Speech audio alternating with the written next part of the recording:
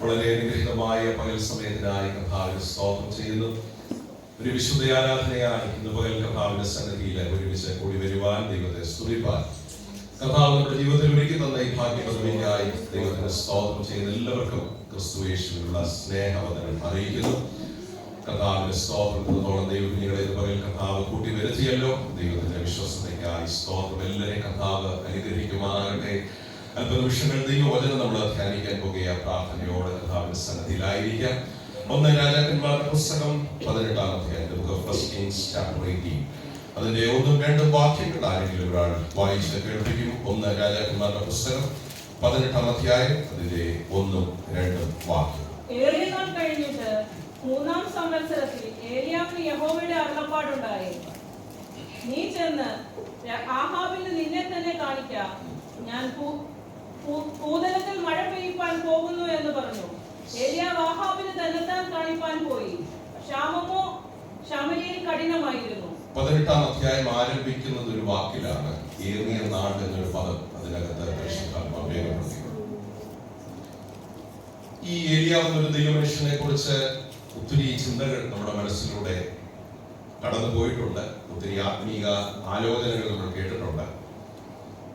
17-ാം അധ്യായത്തിലാണ്, 1 രാജാക്കന്മാർ 17-ാം അധ്യായത്തിലാണ് ആ ദൈവമനുഷ്യനെ കുറിച്ചുള്ള ഒരു കൊച്ചു വിവരണം നൽകി പരിശുദ്ധാത്മാവ് തന്നിലൂടെയുള്ള ശുശ്രൂഷ വെളിപ്പെടുത്തുവാനിടയായിത്തീരുന്നത്. തിഷ്ബിയിൽ നിന്നുള്ള ഒത്തിരി അഡ്രസ് ഇല്ലാത്ത, ഒത്തിരി ബാക്ക്ഗ്രൗണ്ട് ഇല്ലാത്ത ഒരു സാധാരണ മനുഷ്യനെ ഒരു ദൈവത്തിന്റെ പദ്ധതിക്കായി ദൈവം പുറത്തു കൊണ്ടുവരികയാണ്. എന്റെ മനസ്സിലൂടെ തോന്നിയ ഒരു ചിന്ത, ആ വ്യക്തിയെ തിരഞ്ഞെടുക്കാനുള്ള കാരണങ്ങൾ എന്തൊക്കെയായിരിക്കും? പെട്ടെന്ന് എന്റെ മനസ്സിൽ വന്ന 1-2 ചിന്തകൾ പറയാം. 1, ഒരു പ്രാർത്ഥന മനുഷ്യനായിരുന്നു. 2, ഒരു യഹോവ ഭക്തനായിരുന്നു. ദൈവം തെരഞ്ഞെടുക്കാനുള്ള ബാക്ക്ഗ്രൗണ്ട് എന്താണെന്ന് ചോദിച്ചാൽ ഇതിൽ കൂടുതലൊന്നും ബൈബിളിൽ നിന്ന് നമുക്ക് പഠിക്കാൻ കഴിയില്ല. ഒരു പ്രാർത്ഥന മനുഷ്യനെ, ജീവിതം കൊണ്ട് ഭക്തി തെളിയിച്ച ഒരു ദൈവ മനുഷ്യനെ ഒരു ദൈവിക പദ്ധതിക്കായി ദൈവം തെരഞ്ഞെടുക്കുകയാണ്. എപ്പോഴും ശ്രദ്ധിക്കണം, ദൈവിക തെരഞ്ഞെടുപ്പുകൾക്ക് പിന്നിൽ ദൈവത്തിനൊരു ലക്ഷ്യമുണ്ട്. എങ്ങനെയാണ് ദൈവം തെരഞ്ഞെടുക്കുന്നത് എന്ന് ചോദിച്ചാൽ, ഒരു വ്യക്തിയുടെ ആത്മീക സ്വഭാവത്തെ വിലയിരുത്തിയാണ് ഒരു വ്യക്തിയെ ദൈവം എപ്പോഴും തെരഞ്ഞെടുക്കുന്നത്. അധികമൊന്നും അറിയപ്പെടാത്ത ഒരു ദൈവമനുഷ്യനെ ദൈവം തെരഞ്ഞെടുത്ത് പുറത്തു കൊണ്ടു. ഒരല്പനേരം 17-ാം അധ്യായം വായിച്ചപ്പോൾ ഈ ഏലിയാവിന്റെ 3 സ്വഭാവ ഗുണങ്ങൾ, ആത്മീക സ്വഭാവ ഗുണങ്ങൾ 17-ാം അധ്യായത്തിൽ എന്റെ ഹൃദയത്തിൽ പരിശുദ്ധാത്മാവിൽ വെളിച്ചം വന്നു. 1, ധൈര്യമുള്ള ഒരു മനുഷ്യനായിരുന്നു ഏലിയാവ്. ധൈര്യമുള്ള ഒരു മനുഷ്യൻ. ഈ ധൈര്യം യഥാർത്ഥത്തിൽ ലഭിച്ചത് ദൈവത്തിൽ നിന്നുള്ള അചഞ്ചലമായ വിശ്വാസത്തിനായി. അങ്ങനെയെങ്കിൽ 1-ാമത്തെ സ്വഭാവ ഗുണമായി എന്റെ മനസ്സിൽ വന്ന ചിന്ത, വിശ്വാസമുള്ള ഏലിയാവ്. ഇനി ഒരു അല്പം താഴോട്ട് വന്നപ്പോൾ വിശ്വാസമുള്ള ഒരു ഏലിയാവിനെ അല്ല കണ്ടത്, അനുസരിക്കുന്ന ഒരു ഏലിയാവ്. അത് വളരെ അർത്ഥവത്തായ ഒരു പദമാണ്, an obedient man. വിശ്വസിച്ച ഒരു മനുഷ്യൻ ദൈവം എന്ത് പറഞ്ഞോ അത് അക്ഷരം പ്രതി അനുസരിച്ചു. ഒരല്പം കൂടെ വാക്യങ്ങൾ 17-ാം അധ്യായത്തിൽ താഴോട്ട് വരുമ്പോൾ വിശ്വാസമുള്ള, അനുസരിച്ച ഈ മനുഷ്യനെ ഒരു പ്രാർത്ഥന മനുഷ്യനായി നമ്മൾ കാണുന്നു. ഈ 3 സ്വഭാവ ഗുണങ്ങളാണ് എന്റെ ഹൃദയത്തിൽ കർത്താവ് പ്രകാശനമായി പറയുന്നത്. 1, വിശ്വാസമുള്ള ഏലിയാവ്. 2, അനുസരിക്കുന്ന ഏലിയാവ്. 3, പ്രാർത്ഥിക്കുന്ന ഏലിയാവ്. ഈ 3 ആത്മീക സ്വഭാവ ഗുണങ്ങളാണ് ഏലിയാവിനെ ഏലിയാവാക്കി മാറ്റി. അങ്ങനെയെങ്കിൽ ചോദ്യം, ഈ മൂന്നിൽ ഒന്നുണ്ടായ പോലെ പാസ്റ്ററെ നല്ലതല്ലേ? പക്ഷെ കോമ്പിനേഷൻ ഒക്കത്തില്ല. ഇത് മൂന്നും ബ്ലെൻഡ് ആകുന്നിടത്തെ ആത്മീയ ജീവിതം എന്ത് ചെയ്യത്തുള്ളൂ? മനസ്സിലായില്ലെന്ന് തോന്നുന്നു.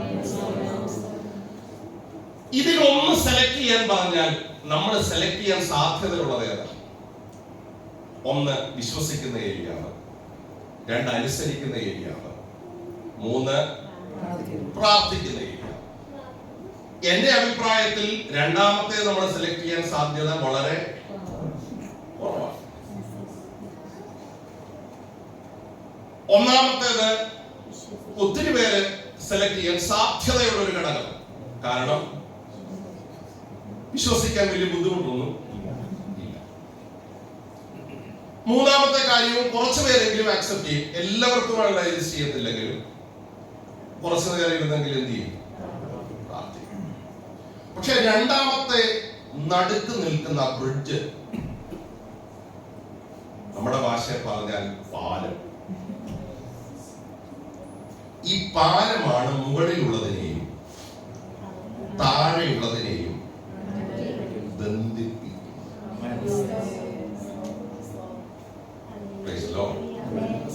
ഈ മൂന്ന് സ്വഭാവ ഗുണങ്ങളും ഒന്നിൽ വന്നാലേ വിജയകരമായ ക്രിസ്തീയ ജീവിതം നയിക്കാൻ പറ്റും. നമ്മളൊക്കെ ഷോപ്പിംഗ് നടത്തുന്നവരാ. ഷോപ്പിങ്ങിന് ചിലപ്പോ എഴുതി വെക്കും 3 in 1. എന്താ അതിന്റെ അർത്ഥം? ഷോപ്പിംഗ് പോയിട്ടില്ല, 3 in 1 കണ്ടിട്ടുണ്ടോ? അങ്ങനെ ഒരു സ്റ്റേറ്റ്മെന്റ്. എന്താ അതിന്റെ അർത്ഥം? എല്ലാം ഒന്നിലുണ്ട്.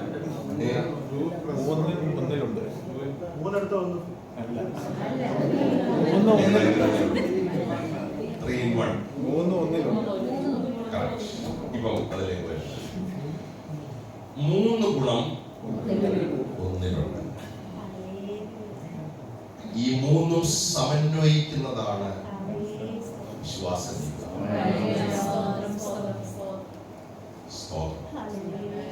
ഇതിലൊന്ന് സെലക്ട് ചെയ്യാൻ നമുക്ക് പറ്റില്ല. ഷോപ്പിങ്ങിന് പോകുമ്പോൾ മറ്റൊരു കാര്യം കൂടെ, 2+1. ഇപ്പൊ നമ്മൾ അവരോട് പറയുക, ഞങ്ങൾക്ക് 3 വേണ്ട, ഞങ്ങൾക്ക് ഇതിനകത്ത് 1, 3-1 പൈസ ഞങ്ങള് ഒരിക്കലും അവരെന്ത് ചെയ്യത്തില്ല. കാരണം ഇതൊരു പാക്കേജ്. ഇത് 3 ഒരുമിച്ചേ. അപ്പൊ ആ സന്തോഷമൊക്കെ പോയി. ഇതിൽ ഒരെണ്ണം നമുക്ക് പിക്ക് ചെയ്യാൻ പറ്റില്ല. ഇത് 3ഉം ഒരുമിച്ച് വരുന്നതാണ്. പക്ഷേ ഞാൻ ഒരു കാര്യം പറയാം, വിശ്വാസത്തെയും പ്രാർത്ഥനയെയും ബന്ധിപ്പിക്കുന്നതാണ് രണ്ടാമത്തെ ഘടകം. ക്രിസ്തീയ ജീവിതത്തിന് പൂർണ്ണത നൽകുന്നതാണ് ഈ 3 ഘടകം. നമ്മൾ ഇന്ന് പകരം ഒരു 50 നിമിഷങ്ങൾ ഈ 3 കാര്യങ്ങളാണ് ചിന്തിക്കാൻ പോകുന്നത്. ഒന്ന്, വിശ്വാസമുള്ള ഏരിയ. വിശ്വാസം വളരെ അനുഗ്രഹിക്കപ്പെട്ട ഒരു ആത്മീയ ഗുണം. ഞാൻ ഇങ്ങനെ ചിന്തിക്കുക, ഈ ലോകത്ത് വിശ്വാസമില്ലാത്ത ആരുമില്ല. എല്ലാവർക്കും എന്തുണ്ട്? ചില നാളുകൾക്ക് മുൻപ് ഇവിടെ വിശ്വാസം എന്നൊരു പദം പഠിച്ചപ്പോൾ പറഞ്ഞൊരു കാര്യം ഓർക്കുന്നുണ്ടെന്ന് ഞാൻ വിശ്വസിക്കുന്നു. വിശ്വാസമില്ലാത്ത ഒരൊറ്റയാളും ലോകത്തില്ല. നിരീശ്വരവാദികൾക്ക് പോലും വിശ്വാസമുണ്ട്. എന്തുണ്ട്? വിശ്വാസം. അന്ന് ഓർപ്പിച്ച ഒരു കാര്യം, എന്താ നിരീശ്വരവാദിയുടെ വിശ്വാസം? ദൈവമില്ല. അതിൽ 100% വിശ്വാസം ആ വ്യക്തിക്ക്. എന്റെ അഭിപ്രായത്തിൽ വിശ്വാസമില്ലാത്ത ആരും ഈ ലോകത്ത്, എല്ലാവർക്കും വിശ്വാസം. ഏലിയാവിന്റെ വിശ്വാസം ഏതാണ്? അതാണ് ഇന്ന് പകൽ നമ്മൾ ഒരുമിച്ച് 50 നിമിഷങ്ങൾ ധ്യാനിക്കാൻ പോകുന്നത്. ബാലിന്റെയും അശേരയുടെയും ആരാധനകൾ ഇസ്രായേലിൽ ഉയർന്ന ഒരു കാലഘട്ടം. അതെങ്ങനെ വന്നു എന്ന ചരിത്രം നമ്മളെ പഠിപ്പിക്കുന്നു. ആകാത്ത ബന്ധുതകൾ, രാജ്യത്തുണ്ടായപ്പോൾ ദൈവത്തെ ആരാധിക്കുന്ന സ്ഥലത്ത് അന്യാരാധനകൾ ഉയരാൻ തുടങ്ങി. എന്റെ അഭിപ്രായത്തിൽ ഇങ്ങനെയുള്ള ഹോളുകൾ അന്ന് ഇല്ല, പക്ഷെ ഉണ്ടായിരുന്നെങ്കിൽ വളരെ പതുക്കെയാണ് അന്യാരാധനകൾ ആലയത്തിലേക്ക് പ്രവേശിച്ചത്. ആഹാബ് കൂടിയ ബന്ധുതകൾ, റിലേഷൻഷിപ്പുകൾ മറ്റു പല തലങ്ങളിലേക്ക് ആത്മീയ ജീവിതത്തെ വഴിതിരിച്ചു വിട്ട ഒരു കാലം. ദൈവമക്കളെ ശ്രദ്ധിക്കണം. ദൈവത്തിന്റെ യാഗപീഠവും ആരാധനയും മഹത്വവും ഇറങ്ങുന്ന സ്ഥലങ്ങൾ അന്യാരാധനയുടെ കേന്ദ്രങ്ങളായി മാറുകയാണ്. അതിന്റെ പിന്നിൽ വ്യാപരിച്ച ഒരു വ്യക്തി ഇസബേൽ എന്ന സഹോദരിയാണ്. നമുക്കറിയാം, ഇസബേൽ ഇസ്രായേലിൽ വന്നപ്പം കുറെ ദൈവങ്ങളെയും കൂടം ചെയ്തു. ആദ്യം ഇവരും ഭയങ്കര ആരാധനക്കാരാണ്, ഭയങ്കര ആരാധനയില് സന്തോഷമുള്ള ആൾക്കാരാണ്. അവൻ ചോദിച്ചു, നിങ്ങളുടെ ഹോള് വാടകയ്ക്ക് എടുത്തേക്കുക, ഇച്ചിരി വാടക ഞങ്ങളും എന്ത് ചെയ്യും? സ്തോത്രം. അപ്പം ആഹാബിന് സന്തോഷമായി. കാരണം ഏതായാലും നമ്മൾ ഒറ്റയ്ക്ക് എന്ത് ചെയ്യണം? ചെലവ് മൊത്തം വഹിക്കണം. അതിനെക്കാട്ടും നല്ലത് ഷെയറിങ്ങിന് ഒരാളുണ്ടെങ്കിൽ. നിങ്ങളിവിടെ ഉണ്ടോ? യാഗപീഠം നിന്ന സ്ഥലം നിങ്ങൾ ആരാധിച്ചു. ഈവനിങ് ടൈം ഞങ്ങൾ എന്ത് ചെയ്തോളാം? എന്റെ തൊട്ടപ്പുറത്ത് ബാലിന്റെയും അക്ഷയയുടെയും പ്രതിഷ്ഠകൾ എന്ത് ചെയ്തു. അപ്പം എന്റെ അഭിപ്രായത്തില് ഇവർ ഒരുമിച്ച് ആലോചിച്ചപ്പം ഇത് തീരുമാനിച്ചു, പാസ്റ്റർ നമ്മുടെ ഈ പഴയ പോലെ ഒന്ന് പോയാൽ ഇന്നത്തെ കാലത്ത് ആത്മീയ ജീവിതം എന്ത് ചെയ്യത്തില്ല. എന്റെ കൂടെ ഉണ്ടോ? നമ്മൾ ഈ പുതിയ ആളുകളുമായിട്ടൊക്കെ എന്ത് ചെയ്യണം? ഒന്ന് ബ്ലെൻഡ് ചെയ്യണം. എന്നാലേ വിശ്വാസ ജീവിതം. എനിക്ക് തോന്നുന്നു ഈ ചിന്തയിൽ നിന്നാണ് ഇവരുടെ ആത്മീയ പരാജയം ആരംഭിക്കുന്നത്. നിങ്ങളുടെ കീബോർഡ് ഞങ്ങൾക്കൊന്ന് തരാമോ? ഒരല്പം നിമിഷം ആരാധനയ്ക്ക് ഒരു 500 റിയാൽ എന്ത് ചെയ്യാം? സ്തോത്രം. ഇപ്പൊ ചുരുക്കം പറഞ്ഞാൽ ആരാധനയുടെ കൺട്രോള് ചില നാളുകൾക്കകം അവരെ ഏറ്റെടുത്തു. ദൈവമക്കൾക്ക് ഈ ആരാധനയോട് വലിയ താല്പര്യവും ആഗ്രഹമൊക്കെ കുറഞ്ഞിരുന്ന ഒരു കാലത്താണ് ഫയർ വർഷിപ്പ് ആ ദേശത്ത് എന്ത് ചെയ്തത്. കാരണം ഇവര് ആരാധന തീക്ഷ്ണതയുള്ളവരാണ്. ഏറ്റവും രസം, ബന്ധുക്കൾ കൂടി ഇസബേൽ വന്നപ്പം കൂടെ ഒരു 850 പ്രവാചകന്മാരെ കൊണ്ടുവന്നു. നിങ്ങൾ ഇവിടെ ഉണ്ടോ? അപ്പം ഈ സഹോദരി എന്തോ ഒരു ആത്മീയ തീക്ഷ്ണതയുള്ള ഒരു സഹോദരിയാണ്. സ്നാനപ്പെട്ട ഒരു വിശ്വാസിയാണെങ്കിൽ നമ്മൾ എത്ര നിർബന്ധിക്കണം ഒരു ആരാധനയ്ക്ക് വരാൻ?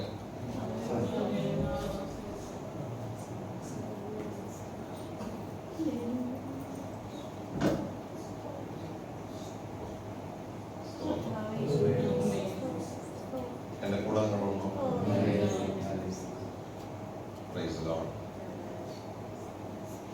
കഴിഞ്ഞ ദിവസം കൺവെൻഷനിൽ ഒരു ദൈവാസം പറഞ്ഞു, നാട്ടിലൊക്കെ കൺവെൻഷൻ ആളെ കൂട്ടണമെങ്കിൽ ഓഫർ കൊടുക്കണം.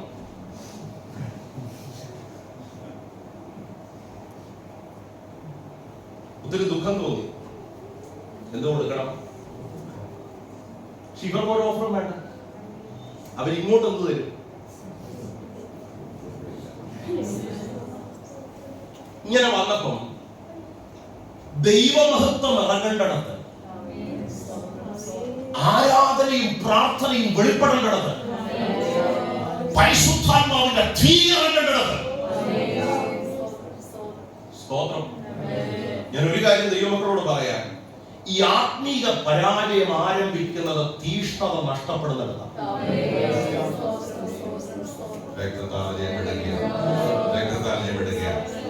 എന്റെ ചിന്ത ഇവര് പറയാ, അതെ തരാൻ സമയമില്ല, കാരണം ഞങ്ങൾക്ക് തന്നെ ആരാധിക്കാനുള്ള സമയം തികയുന്നില്ല എന്ന് പറഞ്ഞിരുന്നെങ്കിൽ ഈ പ്രശ്നം, പ്രിയരെ, തീഷ്ണത നഷ്ടപ്പെട്ടു പോകരുത്. അത് പിശാച് ഉപയോഗിക്കുന്ന ഏറ്റവും വലിയൊരു ആയുധമാണ്. ദൈവസന്നിധിയുള്ള വാഞ്ച കുറഞ്ഞു പോകരുത്. ദൈവത്തോടുള്ള ആ സ്നേഹം കുറഞ്ഞു പോകരുത്. ദൈവത്തോടുള്ള ഒരു വാഞ്ച കുറഞ്ഞു പോകരുത്. പിശാച് ഒരുക്കുന്ന ഒരു അപകടം അതിന്റെ പിന്നിലുണ്ട്. ഇന്ന് മുതൽ ആരോടും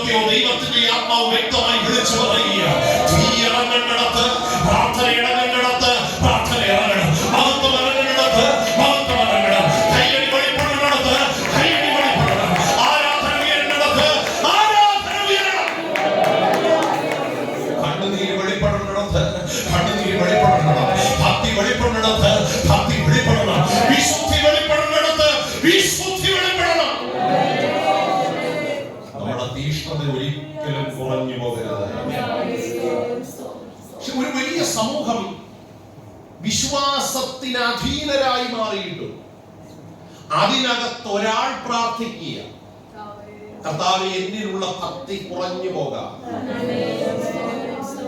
പ്രാർത്ഥന കുറഞ്ഞു പോകാം, ദൈവത്തോടുള്ള സ്നേഹം കുറഞ്ഞു പോകാതെ നിലനിൽപ്പാനുള്ള കൃപ എനിക്ക് തരണമേ എന്ന് ഏലിയാവ് ഒരു മനുഷ്യൻ ദൈവത്തോട് ആത്മാർത്ഥമായി പ്രാർത്ഥിച്ചുകൊണ്ടിരിക്കുന്നു. ദൈവത്തിന് തോന്നി ഒറ്റപ്പെട്ട അവസ്ഥയിലും നല്ല ധൈര്യത്തോടെ നിൽക്കുന്ന ഈ മനുഷ്യനെ ഉപയോഗിക്കാൻ കഴിയും.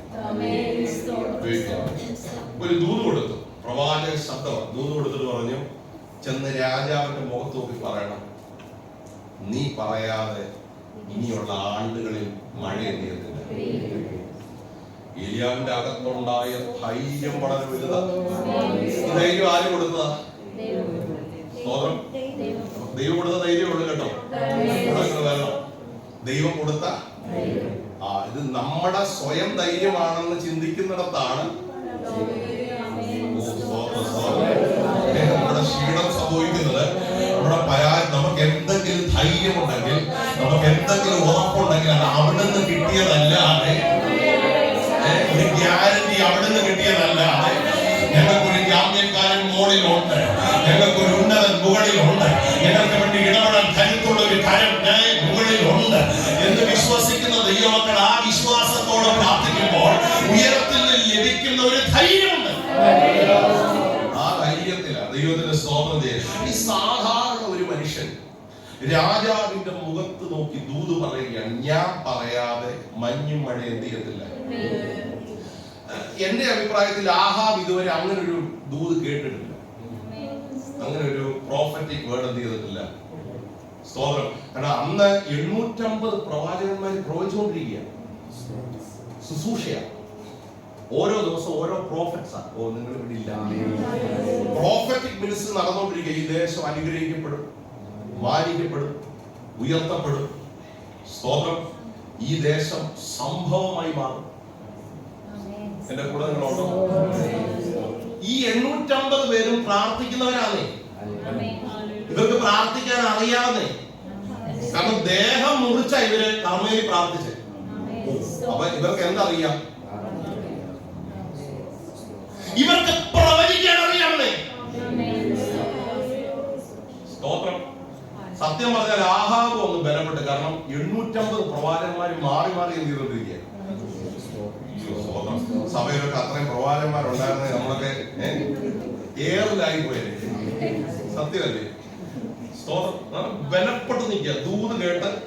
ഓരോ ദിവസവും ഓരോരുത്തർ എന്ത് ചെയ്യുന്നത്, ഇങ്ങനെ പ്രവചിച്ചുകൊണ്ടിരിക്കുമ്പോഴാണ് ഒരാൾ വന്ന് പറയുന്നത്, ഞാൻ പറയാതെ മഞ്ഞും മഴ എന്ത് ചെയ്തില്ല. ഇത് പറയാനുള്ള തന്റെ ഇടം കൊടുത്തിരിക്കും ദൈവത്തിൽ. 850 പ്രവാചകന്മാർ പറഞ്ഞ ദൂതിന് വിരുദ്ധമായി പ്രവചിക്കാനുള്ള ബലം എവിടുന്ന് കിട്ടി? ഇത് ആത്മീയ കരുത്ത്. ഇത് നമ്മുടെ മേൽ പകരാൻ ദൈവത്തിന് കഴിയും. ആ ധൈര്യമാണ് ഒരാഴ്ച ജീവിപ്പാനുള്ള ബലമായി നമ്മുടെ രാവിലെ എത്ര പേർ വിശ്വസിക്കുന്നു?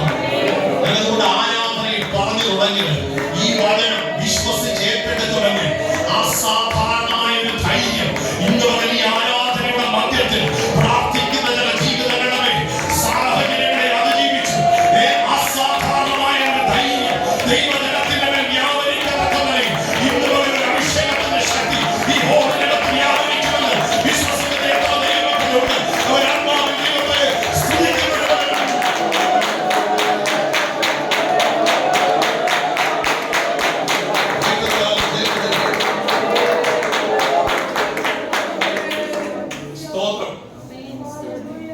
എന്റെ മനസ്സിൽ തോന്നിയ ഒരു കൊച്ചു ചിന്ത ഞാൻ പറയാം. എനിക്ക് അങ്ങനെ ഒരു ദൂത് ദൈവം തന്നിരുന്നെങ്കിൽ ഞാൻ പെട്ടെന്ന് ആളെ കിട്ടെങ്കിലും അന്വേഷിക്കും. ഈ 850 പേരിൽ ആരെങ്കിലും ഇതുപോലൊരു ദൂത് അവിടെ ഉണ്ടെങ്കിൽ ഒരു ഇച്ചിരി ആളെ വിട്ട് അന്വേഷിച്ച് മനസ്സിലായി ഒറ്റയാള് കൃപയാൽ എല്ലാരും പ്രവചിച്ചിരിക്കുന്ന മഴ പെയ്യുമെന്ന. പക്ഷെ ദൈവത്തിന്റെ ദൂത്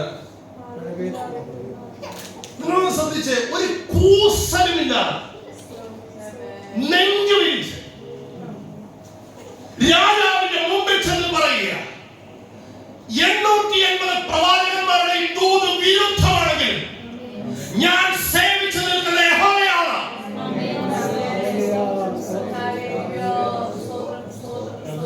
ഞാൻ പറയാതെ ഇനി മഞ്ഞും മഴയും പെയ്യുകയില്ല. ആരായി ധൈര്യത്തിന്റെ അടിസ്ഥാനം? വിശ്വാസത്തിന്റെ നായകനായ ഒരു വ്യക്തി, ഏലിയാവിന്റെ പ്രാർത്ഥന മുറിയിൽ ഇറങ്ങി വന്ന വ്യക്തി, പ്രാർത്ഥിക്കുന്നവരെ ധൈര്യപ്പെടുത്തിയ വ്യക്തി.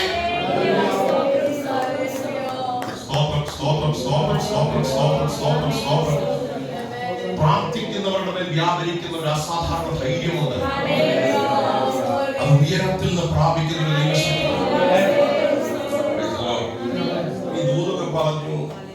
സത്യം പറഞ്ഞ രാജാവ് ഇത് മൈൻഡ് ചെയ്തു, നെവർ മൈൻഡ് ചെയ്തു. കാരണം ദൂതൊക്കെ കേട്ട് അദ്ദേഹം എന്ത് ചെയ്തില്ല, ബലപ്പെട്ടിരിക്കുമ്പോഴാണ് ആരോ ഒരാൾ ഇങ്ങനെ എന്ത് ചെയ്യുന്നത്. സ്തോത്രം. അപ്പം ഈ 850 പേരും അഡ്രസ് ഉള്ളവരാണ്, കാരണം അവരെ സെലക്ട് ചെയ്ത് കൊണ്ടുവന്നിരിക്കുക. ഈ 851 പറഞ്ഞ ആ ഒരു അഡ്രസ്സും സ്തോത്രം. അപ്പം പ്രത്യേകിച്ച് വിശ്വസിക്കേണ്ട കാര്യമൊന്നും. സ്തോത്രം. ഒരു സഞ്ചാരി ഉപദേശി വന്ന് എന്ത് ചെയ്തു, പറഞ്ഞേച്ചു പോയി. അത്രയും ലാഘവത്തിൽ എന്ത് ചെയ്തു. പക്ഷേ പ്രാർത്ഥിക്കുന്നവന്റെ മുൻപിൽ ദൈവം ആകാശത്തിന്റെ കിളിവാതിലാണ്, ദൈവദേശത്തിന്റെ കിളിവാതിൽ എന്ത് ചെയ്തു. നല്ല ധൈര്യത്തിൽ തന്നിടത്ത് നിൽക്കുമ്പോഴാണ് രണ്ടാമത്തെ ലെവല് നേരെ പോയി ഒളിച്ചിരുന്നോളാം. അതെന്തോ പരിപാടി ദൈവമേ, ഇത്രയും കാണിച്ചിട്ട് ഞാൻ നെഞ്ചു വിരിച്ചു പോയെന്ന് പറഞ്ഞിട്ട് ഇപ്പം പറയാ. നിങ്ങളാണെങ്കിൽ ദൈവത്തെ കുറിച്ച് എന്തോ പറഞ്ഞേ? എനിക്കറിയാം, പറയാത്ത അല്ലേ? ഞാൻ ഇങ്ങനെ ചിന്തിച്ചു, ഞാനായിരുന്നു ആ സ്ഥാനത്ത് തകർന്നു പോയി. ഇത്രയും ധൈര്യം തന്ന് കുറെ നിന്ന് പോയി പറ എന്ന് പറഞ്ഞ ഇപ്പൊ പറയാ പോയി. ഇനി അടുത്ത ആഴ്ച യോഗത്തിന് എന്ത് ചെയ്തു? നമുക്ക് പിന്നെ അതുപോലും വേണ്ട. സ്തോത്രം. ഇനി ഒരു 2 ആഴ്ചത്തേക്ക് പാസ്റ്റർ വിളിച്ച ഫോണും എടുക്കത്തില്ല, ഈ ഫോണിലും എന്ത് ചെയ്യത്തില്ല. കാരണം ഇത് വല്ലാത്തൊരു ചതിയായി. ഞാൻ ഈ വചനം ധ്യാനിച്ചപ്പോ എനിക്കൊരു കുത്തുവന്നു. ആ ഏലിയാവ് അനുഭവിച്ച മാനസിക വേദന പറഞ്ഞതും പോയി, ഉള്ള ധൈര്യവും പോയി, മറ്റുള്ളവരുടെ മുമ്പിൽ അപമാനിക്കപ്പെടുന്ന അവസ്ഥ. കർത്താവ് ഇപ്പൊ പറയുക, പോയി. എന്റെ ചിന്ത ഇതെന്താ നേരത്തെ പറയാൻ പറഞ്ഞ നീ ദൂത് പറയില്ല. ആദ്യം പറയായിരുന്നു ദൂത് പറഞ്ഞോളാം, പക്ഷെ അത് കഴിഞ്ഞ് നീ ഒളിച്ചിരുന്നോളെന്ന് പറഞ്ഞിരുന്നെങ്കിൽ ജീവിതത്തിൽ ആഹാബിനെ കാണാൻ ആരും പോകത്തില്ല. ഹലോ, നിങ്ങളിവിടെ ഉണ്ടോ? പക്ഷേ എന്റെ ചിന്ത തകർന്ന മനസ്സോടാണെങ്കിലും ദൈവം പറഞ്ഞ ആലോചന ഏലിയാവ് ആക്സെപ്റ്റ് ചെയ്തു. ഒളിച്ചിരിക്കാൻ. അപ്പം ഒളിച്ചിരിക്കാനുള്ള ഗൈഡൻസ് വരെ കൃത്യ ഇൻസ്ട്രക്ഷൻ അനുസരിച്ച് ഇന്നടത്ത് പോയി എന്ത് ചെയ്യണം, ഒളിച്ചിരിക്കണം. കെരീത് തോട്ടിന് അരികെ, യോർദാന് അരികെ, അവിടെ ഞാൻ ഒരു കാക്കയെ കൽപ്പിച്ചാക്കിയിട്ടുണ്ട്.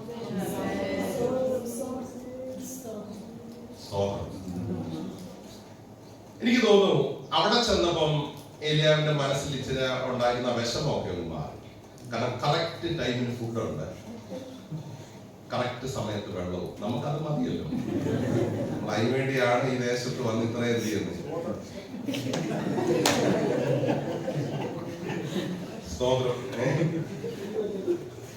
എന്നിട്ട് ഒന്ന് ചിരിക്കുക പോലും ചെയ്യും. രാവിലെ യോഗത്തിന് വന്ന് 2.5 മണിക്കൂർ ഒന്ന് ചിരിച്ചു പോലും ഇല്ലെങ്കിൽ എന്നെ കുറ്റം പറയുന്നത്. ഇവിടെ ചിരിച്ചില്ലെങ്കിൽ ലോകത്ത് വേറെ ഇന്നും നമുക്ക് സന്തോഷിക്കാൻ പറ്റിയ ഒരൊറ്റ ഇടം ദൈവസന്നിധി മാത്രം.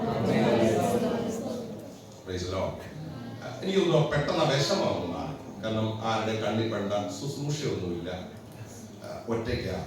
സ്തോത്രം, ഒരു റെസ്റ്റ് പീരിയഡ്. കറക്റ്റ് ടൈമിന് കൊട്ടാരത്തിൽ നിന്ന് കാക്ക എന്ത് ചെയ്യും? ഫുഡ് കൊടുക്കും. റോയൽ പാലസിലെ ബ്രെഡാണ്. സ്തോത്രം, കെരീതി നല്ല പ്യുവർ വെള്ളം എന്ത് ചെയ്യണം?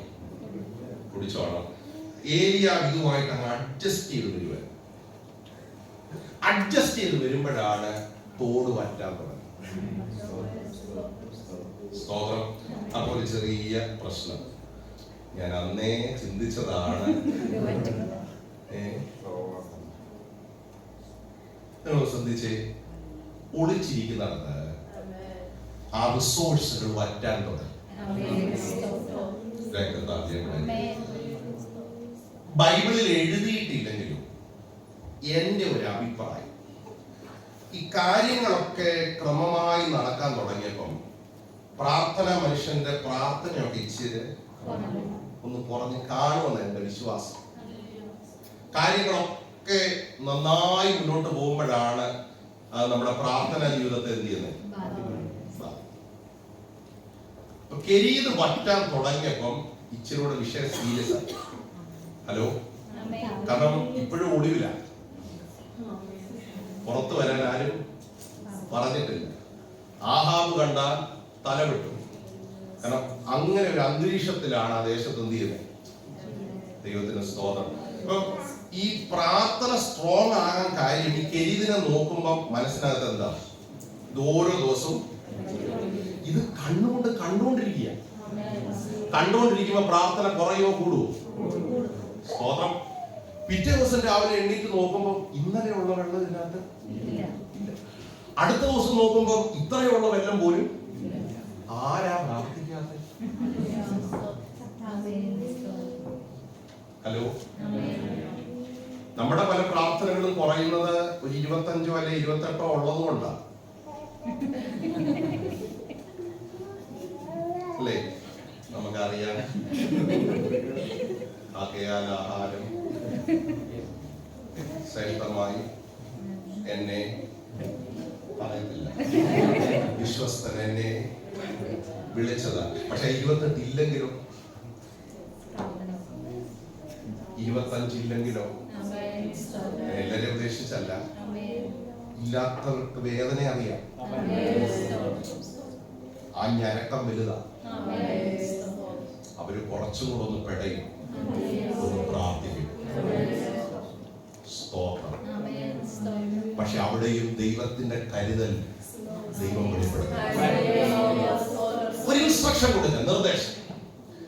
ഇന്ന സ്ഥലത്ത് ഇന്ന വീട്ടിൽ ചെന്ന് ഒരു വിധവയെ കാണും, അവിടെ ഞാൻ നിനക്ക് വേണ്ടി കൽപ്പിച്ചാക്കി.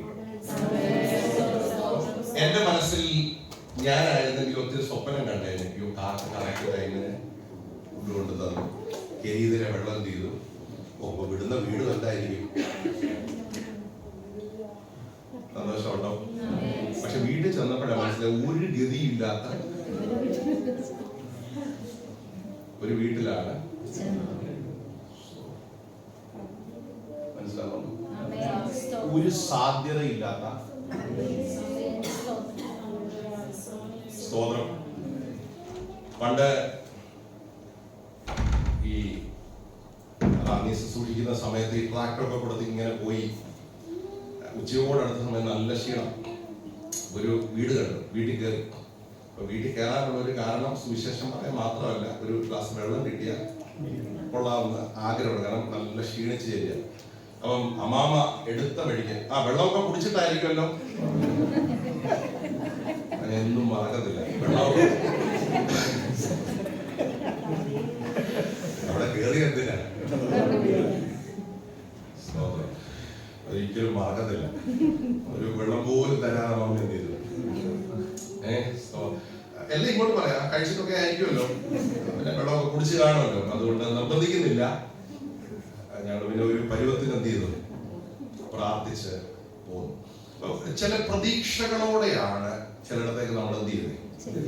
ഏലിയാവിന്റെ അകത്ത് ഒരു പ്രതീക്ഷയുണ്ട്, കാക്ക വന്നതുപോലെ സരഫാത്തിൽ എനിക്ക് വേണ്ടി ഒരു ദൈവപ്രവൃത്തി എന്ത് ചെയ്യും. അപ്പം കൃത്യ അഡ്രസ്സ് കൊടുത്ത് അകത്താ വിടുന്നത് കേട്ടോ. അവിടെ അഡ്രസ്സ് എടുത്ത് ആ വീട്ടിൽ തന്നെ ചെന്നു. അല്പം വെള്ളവും ഇച്ചിരി അടയൊക്കെ എനിക്ക് ഉണ്ടാക്കി ചെയ്യണം. അപ്പൊ പറഞ്ഞു, ഞങ്ങൾക്ക് രണ്ടുപേർക്കും തന്നെ കഷ്ടിച്ച് കഴിക്കാനുള്ളത് മാത്രമേ ഇവിടെ ഉള്ളൂ. സാഹചര്യമൊക്കെ വിശദീകരിച്ച് മനസ്സിലായി. പട്ടിണി പാവങ്ങളുള്ള ജീവിതം അവസാനിപ്പിക്കാൻ തീരുമാനിച്ച ഒരു വീട്ടിലേക്കാണ് എന്നെ എന്ത് ചെയ്തത്, എങ്കിലും ഇത് മുഖത്ത് കാണിക്കാൻ പറ്റില്ലല്ലോ, കാരണം ദൂത് പറയുന്ന ആളല്ലേ. ഈ മുന്നിൽ നിൽക്കുന്നവർക്ക് അങ്ങനെ ചില പ്രശ്നങ്ങളുണ്ട്. കാരണം ഇത് മുഖത്ത് എന്ത് ചെയ്യാൻ പറ്റില്ല. വിശ്വാസികൾക്ക് അങ്ങനെ ഒരു ഗുണമുണ്ട്. നമുക്ക് വന്നിരുന്ന മുഖം എന്ത് ചെയ്ത്, കാരണം ചിലര് കാണത്തില്ല, പക്ഷെ മുന്നിൽ നിന്ന് നമുക്ക് അത് എന്ത് ചെയ്യാൻ പറ്റില്ല. എല്ലാവരും ഇവിടെ ഉണ്ടോ? പ്രാർത്ഥിച്ചൊക്കെ ധൈര്യപ്പെട്ട് ദൈവത്തിന് സ്തോത്രം വിശ്വാസത്തോടെ പറഞ്ഞു, കാര്യം ചെയ്യും, ഒരട ഉണ്ടാക്കിക്കൊണ്ടുവാ, കലത്തിലെ മാവ് കുറയത്തില്ല, എണ്ണ എന്ത് ചെയ്യത്തില്ല. ഈ ധൈര്യം എവിടുന്ന് കിട്ടി? അനുസരണത്തിനകത്ത് ദൈവം നൽകുന്ന ഒരു അഭിഷേകം. ആ വാക്ക് നിങ്ങൾ ശ്രദ്ധിക്കണേ. അനുസരണത്തിനകത്ത് ദൈവം നൽകുന്ന ഒരു അഭിഷേകമാണ്. എനിക്ക് തോന്നുന്നു ദൈവം പറഞ്ഞത് അക്ഷരം പ്രതി അനുസരിച്ചപ്പോൾ ഏലിയാവ് പറയുന്ന സകല വാക്കിനും കർത്താവ് യെസ് പറഞ്ഞു. കലത്തിലെ മാവ് കുറയത്തില്ല, എണ്ണ കുറയത്തില്ല, ഈ ദേശത്ത് മഴ പെയ്യുവോളം ഈ ഭവനത്തിനകത്ത് ഒരു ദൈവ പ്രവൃത്തി ദൈവം നേരിട്ട് വെളിപ്പെടുത്തുകയാണ്. ശ്രദ്ധിക്കണം, മൗനമായിരിക്കേണ്ട ഒത്തിരി സമയങ്ങളുണ്ട്. ചോദ്യം ചെയ്യാതെ ദൈവത്തോട് ചേർന്നിരിക്കേണ്ട ഒത്തിരി സമയങ്ങളുണ്ട്. അവിടെ നിങ്ങൾ വിശ്വസ്തരായിരുന്ന നിങ്ങളുടെ വാക്കുകൾക്ക് നാളെ കർത്താവ് യേശു പറയുന്നു. നിങ്ങളുടെ വിശ്വാസത്തെ ദൈവം മാനിക്കുന്ന, നിങ്ങൾ പറയുന്നത് വാഗ്ദത്തമായി മാറുന്ന, നിങ്ങൾ പറയുന്നത് സ്വർഗ്ഗം അംഗീകരിക്കുന്ന ദിവസങ്ങൾ ഉണ്ടാകുമെന്ന് പരിശുദ്ധാത്മാവ് ഇന്ന് പകൽക്കാലം ദൈവസഭയോട് ഒരു വാഗ്ദത്ത ദൂതായി വിളിച്ചു പറയുക. ഒളിച്ചിരിക്കുന്നത് വൃഥാവല്ല, അത് ദൈവത്തിന്റെ ഇടങ്ങിയ കൈകളിൽ ഒരു ഇണങ്ങിയ ആയുധമായി നിലനിൽക്കുന്ന കാലഘട്ടം.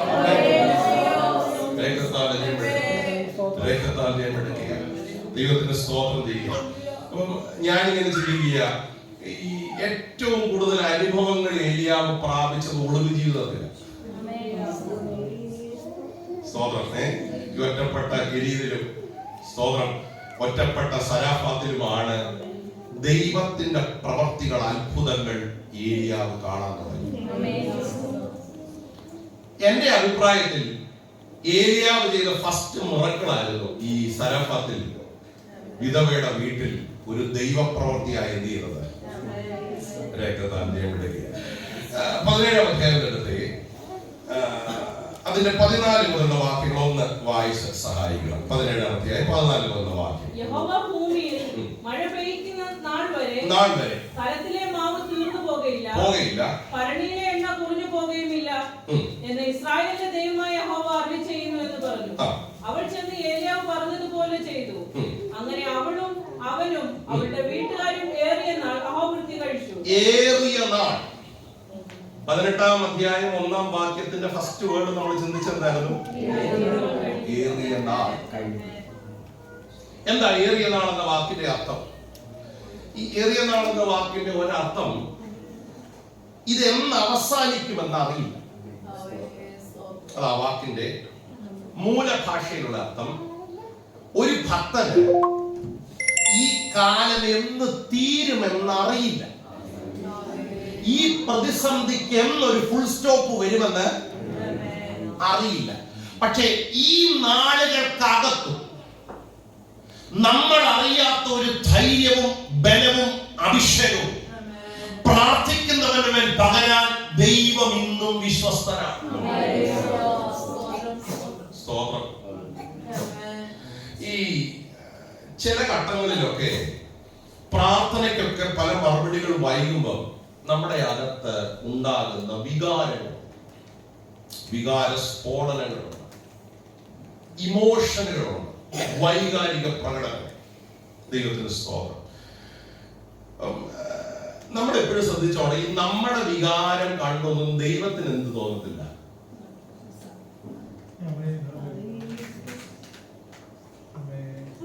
അവന് ഗതിഭേദത്താലുള്ള ആച്ഛാദനമില്ല.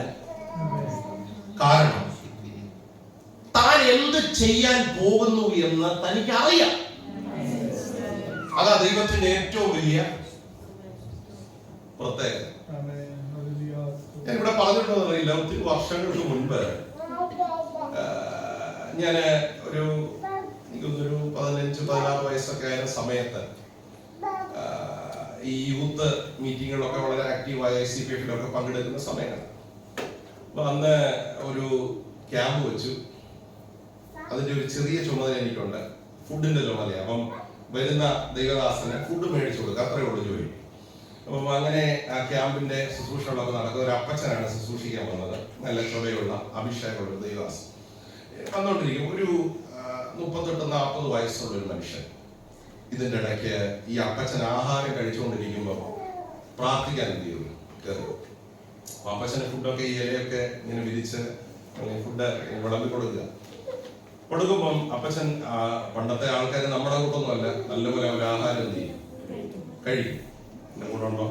നല്ലപോലെ ആഹാരം കഴിച്ചുകൊണ്ടിരിക്കുമ്പോൾ ഈ മനുഷ്യൻ ഒരു വേദനയോടെ സങ്കടത്തോടെ പ്രാർത്ഥിക്കാൻ കയറുക. ആ മുഖം കണ്ടപ്പോഴേ മനസ്സിലായി ഒരു തകർന്ന ഒരു മനസ്സോടാ, ഒരു മുറിവേറ്റ ഹൃദയത്തോടാ. ഇനി ഞാനന്ന് ശുശ്രൂഷയിലല്ല, ഒരു കൊച്ചു വിശ്വാസി മാത്രമാണ്, അധികം പ്രായമായിട്ടില്ല. പക്ഷെ എനിക്ക് ആ മുഖം കണ്ടപ്പോൾ മനസ്സിലായി ഒരു വലിയ തകർന്ന മനസ്സോടാണ് ഈ മനുഷ്യൻ പ്രാർത്ഥനയ്ക്കായി എന്ത് ചെയ്യുന്നത്, കടന്നു വരുന്നത്.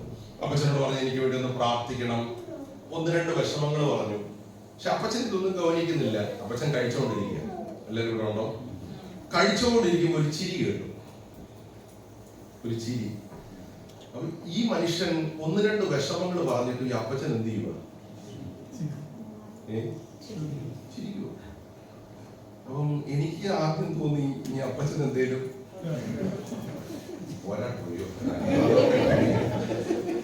എനിക്ക് തോന്നിയ ഒരു ചിന്ത ഞാൻ പറയാം. മാനസിക പ്രശ്നമുണ്ടോ?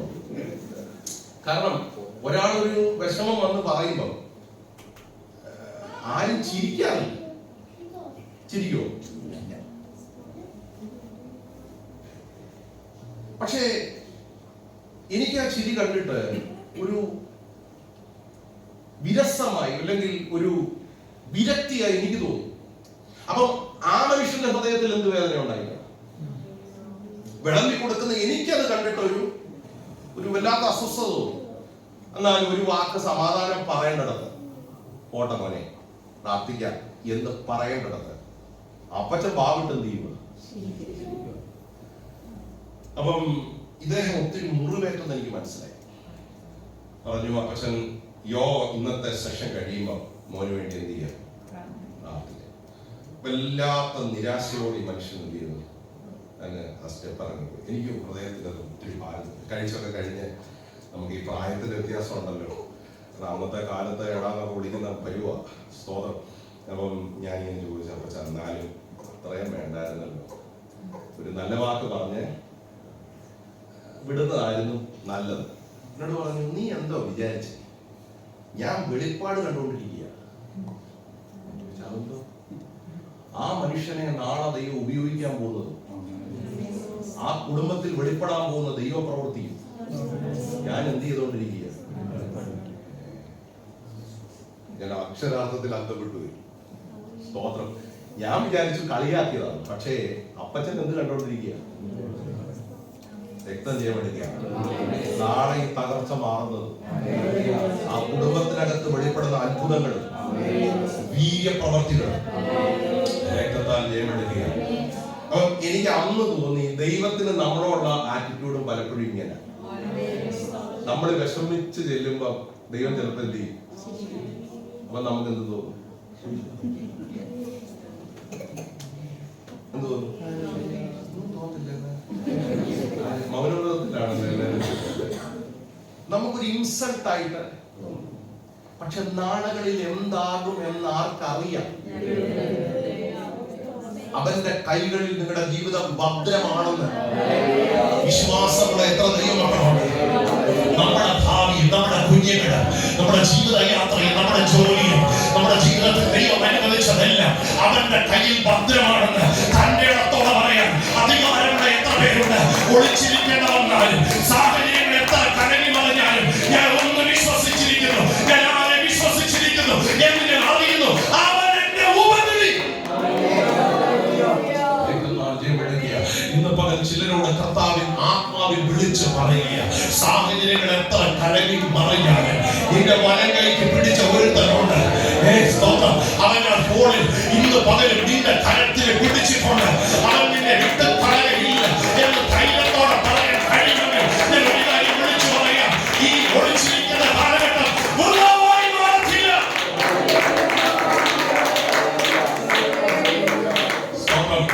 സരഫത്തിലെ വിധവയുടെ അടുത്ത് താമസിച്ച കാലം, കെരീത്തിലെ കാലം, പ്രത്യേകിച്ചൊന്നും പറയാനില്ലാത്ത കാലമാണ്. പക്ഷെ ഈ കാലഘട്ടത്തിലും ദൈവത്തിന്റെ കരം നിനക്ക് അനുകൂലമായിട്ടുണ്ട്. ഈ വീട്ടിൽ നിൽക്കുമ്പോഴാ ഏലിയാവ് ശക്തനായ ഒരു പ്രാർത്ഥന, ഒരു അത്ഭുതം കണ്ണുകൊണ്ട് എന്ത് ചെയ്തു? കണ്ടു. കാരണം പാത്രങ്ങൾ നിറയുന്നതും എണ്ണ വർദ്ധിക്കുന്നതും ആ ഭവനത്തിന്റെ അവസ്ഥ മാറുന്നതും ആര് നേരിട്ട് കണ്ടു? അപ്പം നല്ല ബലമുണ്ടായി. ബലമുണ്ടായപ്പോ പ്രാർത്ഥിക്കാൻ തുടങ്ങി. സ്തോത്രം. പ്രാർത്ഥിക്കാനുള്ള അടുത്ത വിഷയം ദൈവം തന്നെ ഇട്ടുകൊടുത്തു. കൊച്ചിന്റെ വിഷയം എല്ലാവരും ഉണ്ടോ? ജീവൻ പോകുന്ന വിഷയമാണ്, മരിച്ച വിഷയമാണ്. ഏലിയാവ് കവിണ് വീണ് പ്രാർത്ഥിച്ചു. 3 തവണ കവിണ് വീണ് പ്രാർത്ഥിച്ചപ്പം ഈ കുഞ്ഞിന്റെ മേൽ എന്ത്? ദൈവത്തിന്റെ ആത്മാവ്. 21-ാം വാക്യം ഒന്ന് ശ്രദ്ധിച്ച്, verse 21. കുട്ടിയുടെ മേൽ 3 പ്രാവശ്യം കവിണ്ണു കിടന്നു. എന്റെ ദൈവമായ യഹോവേ, ഈ കുട്ടിയുടെ പ്രാണൻ അവനിൽ മടക്കി വരുമാറാകട്ടെ എന്ന് യഹോവയോട് പ്രാർത്ഥിച്ചു. അടുത്ത വാക്കുകളൊന്ന് വായിക്കാം. യഹോവ ഏലിയാവിന്റെ പ്രാർത്ഥന കേട്ടു. എന്ത് ചെയ്തു? ഏലിയാവ് ഒരു പ്രാർത്ഥന മനുഷ്യനായി രൂപപ്പെടുകയാണ്. എവിടെ? ഒളിവ് ജീവിതത്തിൽ. ആരായി മാറുക? പ്രിയരെ, പ്രാർത്ഥന നിങ്ങളുടെ ജീവശ്വാസമായി മാറും.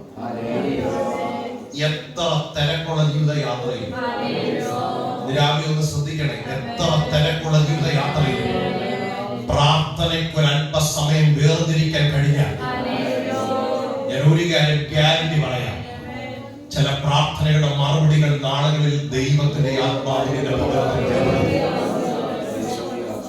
രക്തത്താൽ ജയമെടുക്കുക. ഈ പ്രാർത്ഥിച്ചത് കൊണ്ടാണ് ആ പ്രാർത്ഥന നാളുകൾ ദൈവം എന്ത് ചെയ്യുന്നത്? കേൾക്കുവാനിടെ ദൈവം അത് കേട്ടു. ദൈവം ഏലിയാവ് എന്ത് പറഞ്ഞോ ആ പറഞ്ഞത് ആക്സെപ്റ്റ് ചെയ്യുവാനിടെ അവിടെ നടന്ന ഒരു അത്ഭുതവും വളരെ വലുതാണ്. എന്റെ ചിന്ത ഞാൻ പറയാം, ഒളിച്ച ജീവിതമെങ്കിലും ശുശ്രൂഷ അത്യാവശ്യം നാട്ടിലൊക്കെ എന്ത് ചെയ്തു?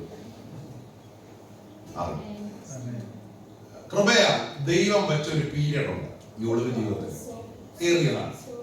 ആ പീരിയഡിന്റെ അന്ത്യം വന്നപ്പോൾ സ്വർഗം പറഞ്ഞു, നീ നിന്നെ തന്നെ ആഹാബിനെ കാണിപ്പാനുള്ള സമയം എത്തിയിരിക്കുക. ഏകദേശം 3 സംവത്സരം കഴിഞ്ഞ് ഒരു ദേശത്ത് എന്തില്ല? മഴയില്ല, മഞ്ഞില്ല, സസ്യങ്ങളെല്ലാം നഷ്ടപ്പെട്ടു, വെജിറ്റേഷൻ നഷ്ടപ്പെട്ടു, മൃഗങ്ങൾ കുടിക്കാൻ വെള്ളമില്ല. ഈ 18-ാം അധ്യായം വായിച്ചാൽ, ശാന്തമായി വായിച്ചാൽ, രാജാവ് പോലും വെള്ളം തപ്പി ഇറങ്ങിയെന്ന് നിങ്ങൾ വായിച്ചിട്ടുണ്ടോ? അതൊക്കെ 18-ാം അധ്യായം ഉണ്ടെന്നറിയാമോ? ഈ തോന്നുന്നു അഡൽട്ട് സൺഡേ സ്കൂൾ എത്രയും പെട്ടെന്ന് ഓരോ വെള്ളിയാഴ്ച കഴിയുമ്പോഴും എന്റെ മനസ്സിൽ തോന്നുന്ന ഒരു കാര്യം, നിങ്ങളെക്കാൾ സൺഡേ സ്കൂൾ ആവശ്യം ആരാണ്? ദൈവത്തിന് സ്തോത്രം. ഇപ്പോഴാ വായിച്ചു നോക്കുന്നത് ഉണ്ടോ? 18-ാം അധ്യായത്തിൽ അങ്ങനെ ഉണ്ട്, ഒന്ന് വായിച്ചാൽ. ഈ രാജാവ് പോലും വെള്ളം തപ്പി എന്ത് ചെയ്യുക? നിങ്ങൾ ആ അവസ്ഥ, ഒരു രാജ്യം ഭരിക്കുന്ന ആള് വെള്ളം തപ്പി എന്ത് ചെയ്യുക? പറഞ്ഞ വാക്കിന്റെ അധികാരം. എന്റെ ചിന്ത, ഈ 850 പ്രവാചകന്മാരെന്ത് ചെയ്യും? സ്തോത്രം. എനിക്ക് തോന്നുന്നു ഈ 850 പേര് കൊടുത്ത ബലത്തിലായിരിക്കും ആഹാബ് 3 വർഷം പിടിച്ചു നിന്നത്. അച്ഛൻ വിഷമിക്കണ്ട, നാളെ ദൈവം. സ്തോത്രം. 850 പേര് മാറി എന്നെ ബലപ്പെടുത്താൻ 2 പേരോടെ ഞാൻ എന്തുകൂടെ ചെയ്യും അല്ലേ? വാസുധൈര്യം ഞങ്ങള് പറയാറില്ല. പക്ഷെ അങ്ങനെ 2 പേരുണ്ടെങ്കിൽ നമുക്ക് എന്തുണ്ടാ?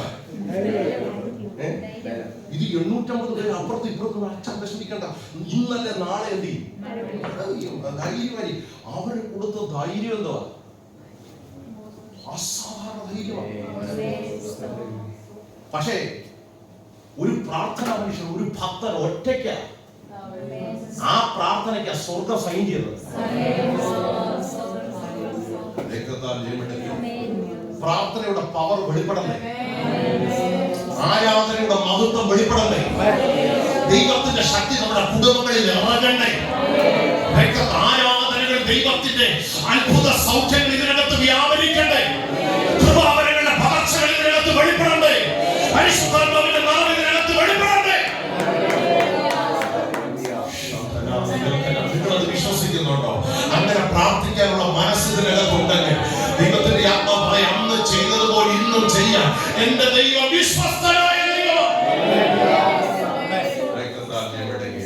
വെള്ളം തപ്പി ഇങ്ങനെ ഇറങ്ങുമ്പോഴാണ് ഈ ഏലിയാവ് ആഹാബിനെ തന്നെ എന്ത് ചെയ്യുക കാണിക്കുക. അപ്പൊ ഒളിവ് ജീവിതമൊക്കെ അവസാനിച്ച് 3 വർഷത്തെ രഹസ്യമായ ശുശ്രൂഷ അവസാനിച്ച് പരസ്യമായി പുറത്തേക്ക് വരിക.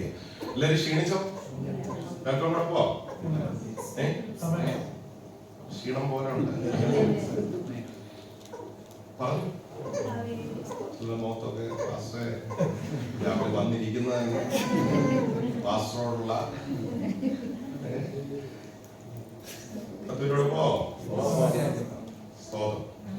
നിങ്ങൾ തരുന്ന ബലമാണ്. അതിന്റെ ഉദാഹരണം 2 പേരും നല്ല ഉറപ്പോടെ പറഞ്ഞത് ഞാൻ പോയല്ലേ, വലിഞ്ഞാ നിൽക്കുന്നത്.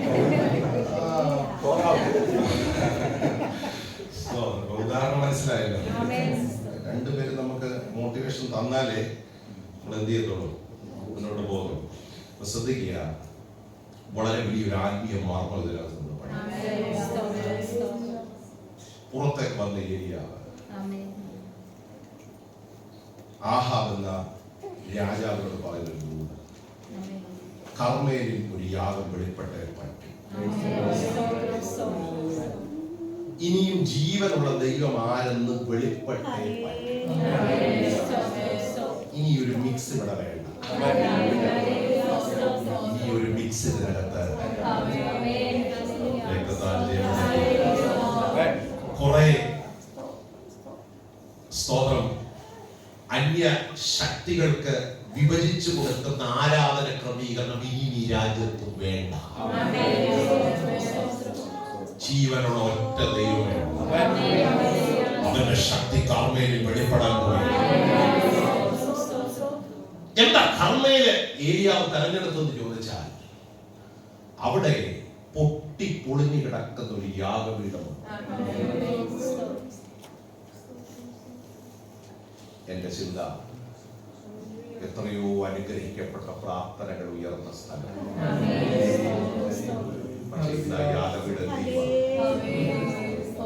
ഞാനൊരു കാര്യം, ഒരു മുന്നറിയിപ്പ് പോലെ പറയാം. പ്രാർത്ഥനയിൽ നിങ്ങൾ പരാജയപ്പെട്ടാൽ ഒരുപക്ഷെ ദൈവത്തിന് പോലും ഒന്നും ചെയ്യാൻ പറ്റില്ല.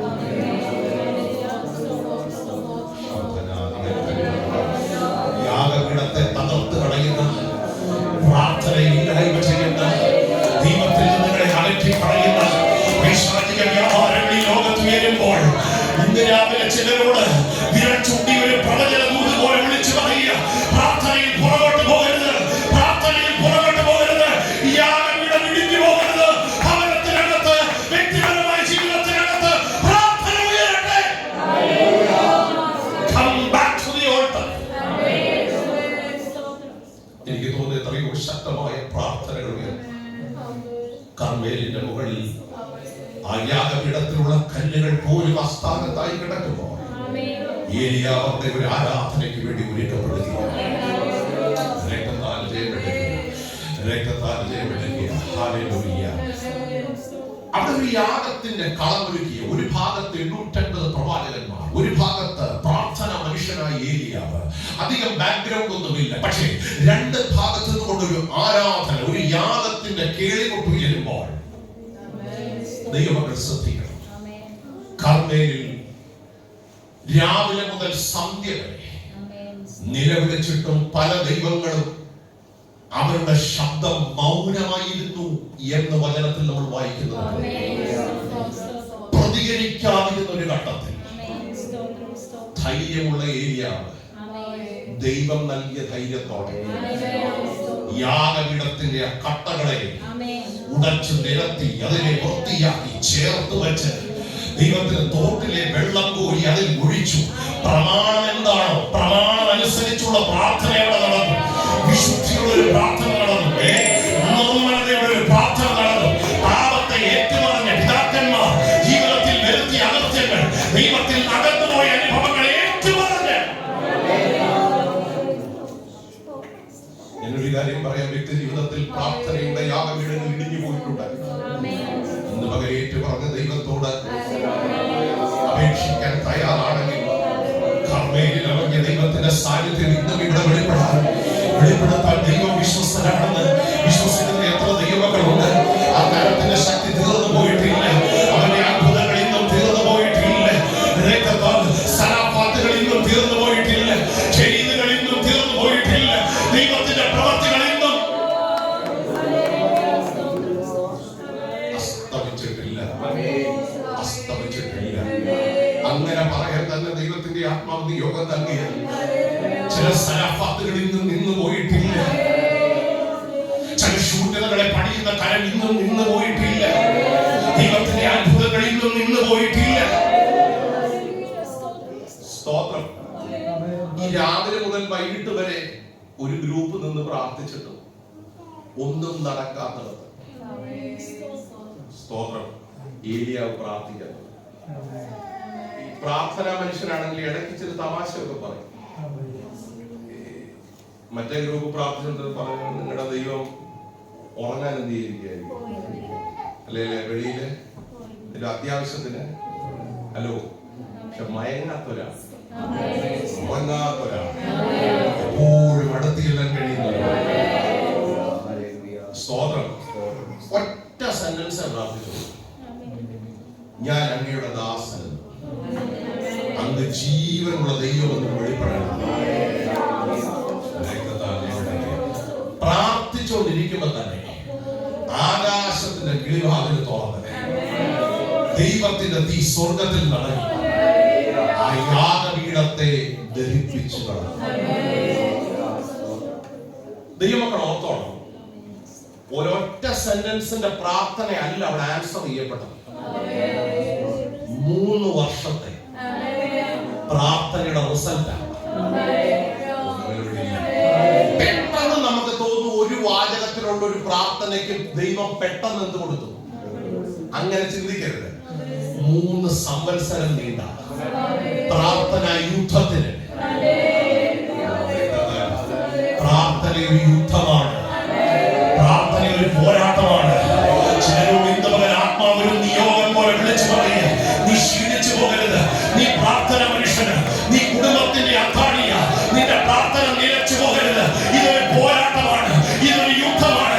പക്ഷെ ഈ യുദ്ധത്തിന് അവസാനം ഒരു മറുപടി ദൈവം നിനക്ക് നൽകുമെന്ന് വിശ്വസിക്കുന്ന എത്ര ദൈവമക്കളുണ്ട്.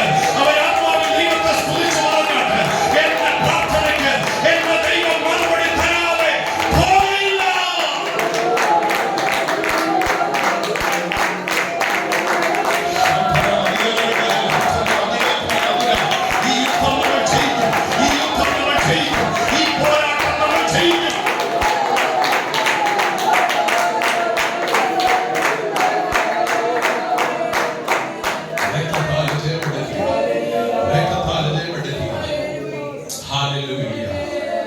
എനിക്കറിയാം, പോരാട്ടത്തിൽ അകപ്പെട്ട ഒത്തിരി പേര് ഇതിനകത്തുണ്ട്. ചില നാളുകളായി, മാസങ്ങളായി, വർഷങ്ങളായി പോരാടുകയാണ്. രക്തത്താൽ എന്ന് ഫുൾ സ്റ്റോപ്പ് വരുമെന്ന് അറിയില്ല. നിങ്ങളുടെ ജീവിതത്തിൽ ആ ധൃതി എന്നാണ്. പാസ്റ്ററെ, എന്താ ഇതിനൊരു റിസൾട്ട് വരാത്തത്? പക്ഷേ പരിശുദ്ധാത്മാവ് പറയുക, പ്രാർത്ഥിക്കുന്നവന്റെ പോരാട്ടങ്ങൾക്ക് അന്ത്യം കുറിക്കുന്നത് ദൈവത്തിന്റെ കരമാണ്. അതിന്റെ പിന്നിൽ വ്യാപരിക്കുന്ന ഒരു ഉയരത്തിന്റെ ശക്തി ഏലിയാവിന്റെ മേൽ കർമ്മേലിൽ വെളിപ്പെട്ടതുപോലെ വെളിപ്പെടുത്തുവാൻ ദൈവം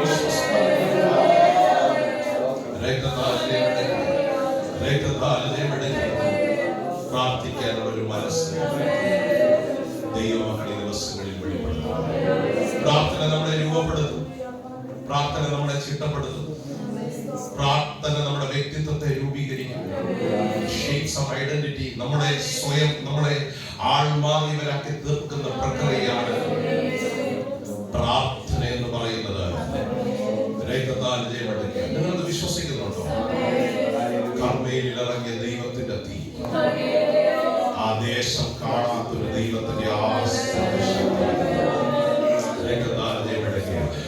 അവിടെ ദൈവ സാന്നിധ്യം ഇറങ്ങിയപ്പോ എല്ലാവരും ഒരുപോലെ വിളിച്ചു പറഞ്ഞു, ജീവിക്കുന്ന ഒറ്റ ദൈവമേ ഉള്ളൂ, അത് യഹോവയാണ്, അത് യഹോവയാണ്, അത് യഹോവയാണ്.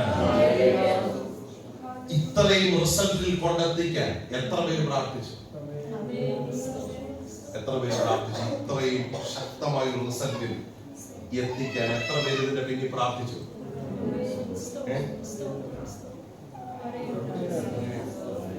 നമ്മൾ ഇത്രയും പേരുണ്ട്. പ്രാർത്ഥന എന്തുകൂടെ ഒന്ന് ശക്തിപ്പെടുത്തുക. തമ്മിലുള്ള ആ പ്രാർത്ഥന ബന്ധം ഒന്ന് ശക്തിപ്പെടുത്തുക. ഭവനങ്ങൾക്കകത്തുള്ള പ്രാർത്ഥനകളൊന്ന് ശക്തി, ഒരു നിയോഗം പോലെ നിങ്ങളുടെ ദൈവദാസനോട് പറയാം, ഭവനങ്ങൾക്കകത്തുള്ള കുടുംബ പ്രാർത്ഥനകളൊന്ന് ശക്തിപ്പെടുത്തി സമർപ്പിച്ചവർ പ്രാർത്ഥിക്കുക. വ്യക്തിപരമായ ചില പ്രാർത്ഥനകൾ ഒന്ന് പരിമപ്പെടുത്തി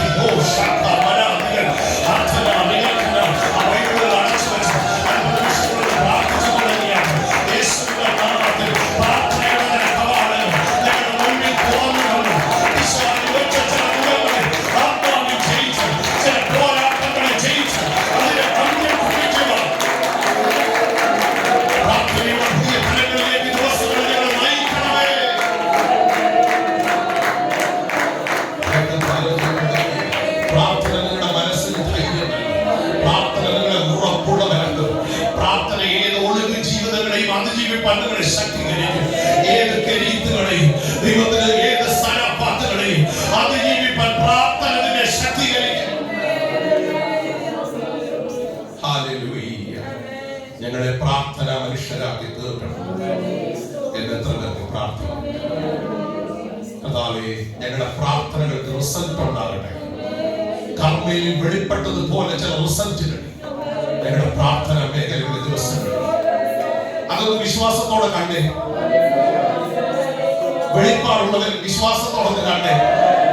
പ്രാർത്ഥനയുടെ ചില റിസൾട്ടുകൾ കർമ്മയിൽ വെളിപ്പെട്ടതുപോലെ ചില പോരാട്ടങ്ങളുടെ അന്ത്യങ്ങൾ ദൈവത്തിന്റെ ആത്മാവ് കുറിച്ച് ചില പൂർത്തീകരണങ്ങൾ കർത്താവ് വരുത്തേണ്ടതിന് ദൈവകരങ്ങൾ ഈ വചനത്തിന് മുൻപിൽ വചനങ്ങളാൽ കർത്താവ് നമ്മെ അനുഗ്രഹിക്കട്ടെ.